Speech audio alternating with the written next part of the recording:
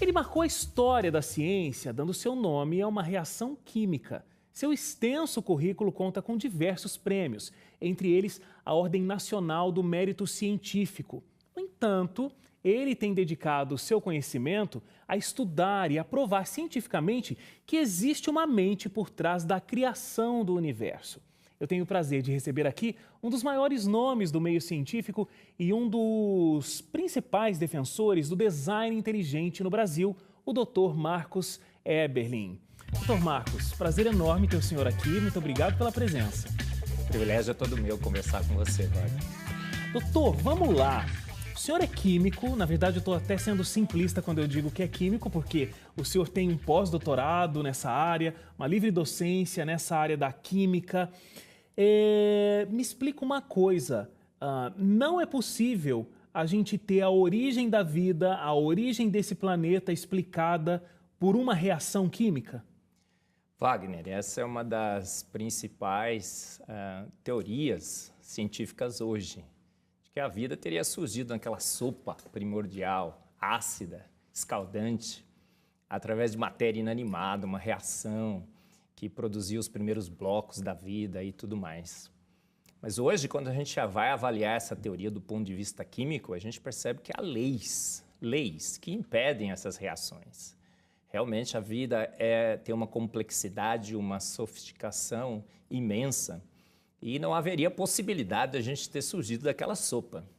A possibilidade existe, Wagner, mas há leis, há princípios, há regras em química que impedem essa possibilidade. Então a própria química comprova que não é por conta de uma reação química que tudo que a gente conhece surgiu. Sem dúvida, essa é uma causa que a ciência precisa considerar. Pode ser que no passado a vida surgiu nesse planeta através de reações químicas, mas as próprias leis da química refutam essa teoria. Como a gente percebe nos livros, nos blogs, nos sites, a reação, né, uma reação química é proposta como tendo dado origem à vida nesse planeta. Quando o senhor diz leis químicas, que leis seriam essas? Claro, não precisa me explicar todas elas, mas de repente só citar. Olha, nós temos, acho que a química é muito interessante porque ela é regida por leis, regidas por regras, por parâmetros. E é fácil, do ponto de vista químico e científico, avaliar essas teorias, porque a gente conhece muito bem hoje essas leis. Então, nós temos leis da cinética, da termodinâmica, leis que nos permitem calcular a energia envolvida nessas reações. E a gente percebe que todos os cálculos indicam que essas reações são impossíveis. Elas jamais ocorreriam. As reações contrárias, adversas, é que seriam as favorecidas, e não aquela que, a partir de matéria inanimada, levaria à vida. Então, a gente percebe hoje que não é pouco provável, é impossível que matéria inanimada tenha gerado vida nesse planeta através do conhecimento químico que a gente acumulou ao longo desses anos todos fazendo ciência. Doutor Marcos, quando a gente conversa com alguém da área do design inteligente, eu estou percebendo isso conversando com o senhor, a gente tem o programa Criacionismo aqui na grade da TV Novo Tempo, que conversa com diversos especialistas nessa área. A gente vê que realmente existe embasamento científico. Vocês não estão dizendo algo simplesmente por conta de uma crença. Existe um embasamento científico. Mas, sempre quando algo vem do evolucionismo, ele é classificado como ciência realmente. Se acredita em evolucionismo atrelado a uma teoria científica. Por que no design inteligente, por exemplo, o meio não reconhece como ciência? É de fato ciência? Inclusive já ouvi classificações de que é pseudociência, não é verdade? Sim. Por que isso? Olha, Wagner, há 150 anos em ciência, a gente baniu a possibilidade de que possa existir matéria, algo além de matéria e energia nesse universo. É incrível, porque os pais da ciência não tinham essa percepção. A ciência, na realidade, foi criada com a percepção da existência de um ser consciente, consistente, coerente, que governava o universo e a vida. E a gente fez excelente ciência, toda a base da ciência foi construída a partir desse pressuposto.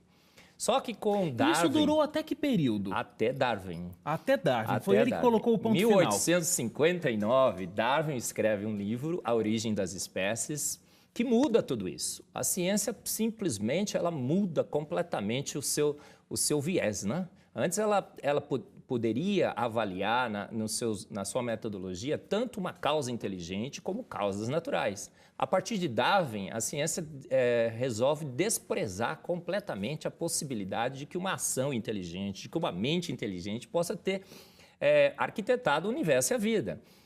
A gente decide que só existe matéria, energia e nada mais. E tudo nós vamos tentar explicar através de forças naturais, através de processos naturais não guiados. Então, sobrenatural, qualquer coisa que transcenda a ação de forças naturais é banida por decreto da ciência. Agora, por que é que Darwin tem esse crédito todo? Porque, assim, já conversei com outras pessoas do design inteligente e do próprio criacionismo.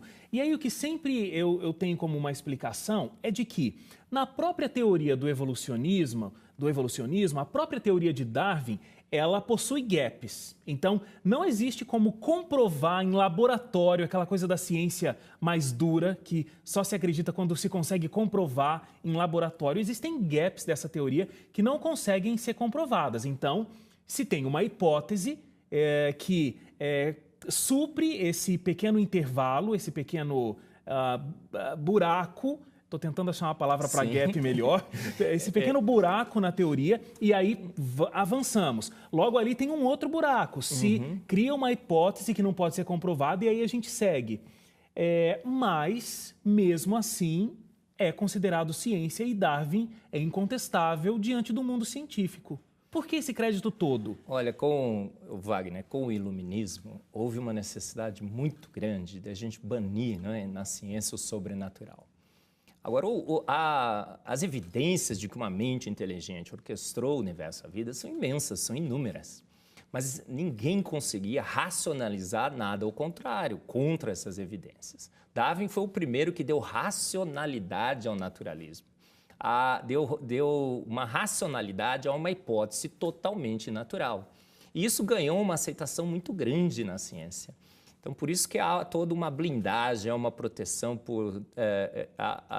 através de dados da ciência a Darwin, porque foi o homem que trouxe racionalidade ao naturalismo. Eu até entendo, nesse momento do iluminismo, onde a gente, então, a sociedade estava vivendo um momento onde precisava, né, não era uma cidade, não era um momento teocentrista, então tirava Deus da jogada e colocava o homem antropológico, momento antropológico. Então Darwin tem essa ascensão toda. Mas a gente teve outros momentos históricos que foram sucedendo o iluminismo e que trouxeram Deus, trouxeram a figura de um criador, de um ser soberano de volta para a sociedade. Mas Darwin continua ileso e o mundo continua acreditando nessa teoria, no evolucionismo, mesmo tendo essas rachaduras na teoria que eu estou colocando aqui. Mas, né? Wagner, eu diria que ele continuava ileso, hoje ele não continua mais.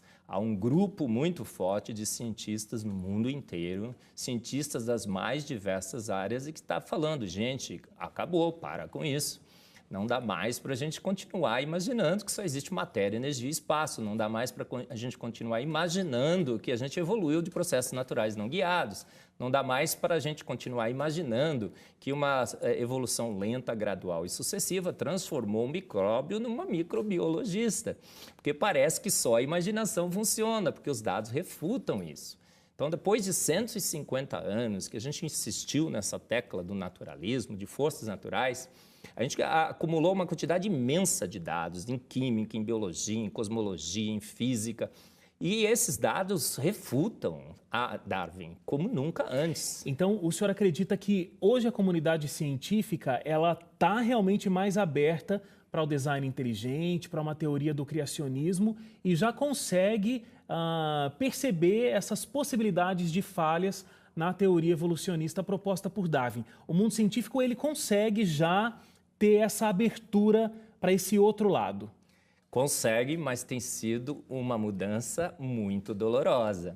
A gente, por 150 anos, anunciou que tinha descoberto a origem da vida e do universo. A gente anunciou que a teoria da evolução era mais provada do que a gravidade. A gente fez anunciou um produto muito, muito poderoso e que os dados agora tendem a refutar. E a gente está muito relutante em admitir o nosso erro. Então, toda uma academia, acadêmicos, professores, doutores, vão ter que chegar perante a sociedade e falar, desculpa aí, a gente errou. A gente estava enganando, achando que só tinha matéria, energia e espaço. Por isso que toda essa relutância em se aceitar o design inteligente. Porque se aceitar o design inteligente, a gente vai ter que chegar para a sociedade e falar, pessoal, desculpa, mas a gente errou. O que vocês acreditavam até aqui não é verdade. O que acontece é isso. E cientista não gosta de admitir os seus erros. Não é muito simpático. Não é muito simpático a ciência, né? Admitir que estava errada. A ciência hoje praticamente tem um monopólio da razão. E eu acho que não existe questão mais multidisciplinar que envolve física, química, biologia, envolve filosofia, todas as ciências humanas, do que essas duas questões, né? De onde a gente veio e para onde a gente vai. Então, são questões muito caras ao ser humano, muito caras à população mundial. Então, responder essa pergunta racionalmente, como Darwin fez, parece que criou um platô onde a gente não precisa avançar mais em nada, né? Olha, os nossos problemas, as nossas questões filosóficas que nos afligem, elas estão respondidas.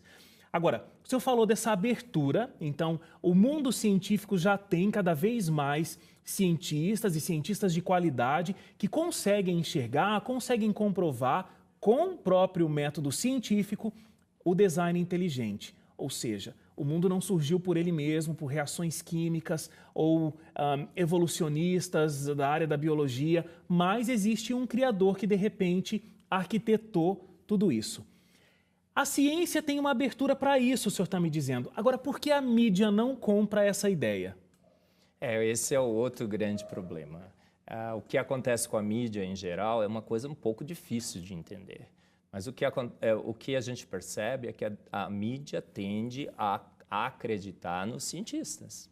E por 150 anos, a mídia foi treinada a acreditar que a gente evoluiu. Existem muitos na mídia que, inclusive, têm em grandes naturalistas os seus heróis. Então, Carl Sagan, hoje Tyson e tudo mais, eles foram criados. É uma geração que foi catequizada no materialismo filosófico e que tem certo que a gente evoluiu.